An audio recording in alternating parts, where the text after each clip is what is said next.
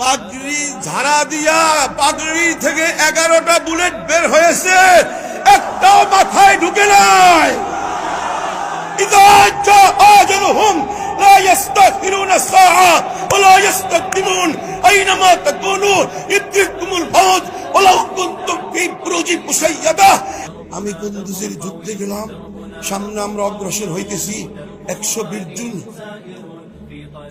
France আর আমেরিকার সেনাবাহিনীদের বুলেটের এইভাবে মাথায় ঠাস ঠাস করে বুলেট লাগতেছে, সিনার ভিতরে ঠাস ঠাস করে এত আঘাত করতেছে।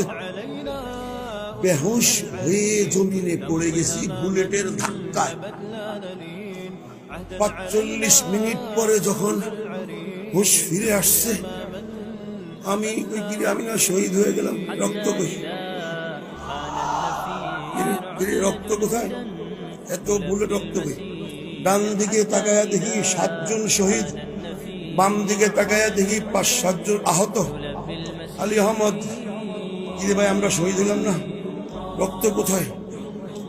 পাঞ্জাবের একটা ছাত্র ছিল ইমরান, সেও হুশ ফিরে আসছে। পাগড়ি ঝাড়া দিয়া পাগড়ি থেকে 11টা বুলেট বের হয়েছে, একটাও মাথায় ঢুকে নাই।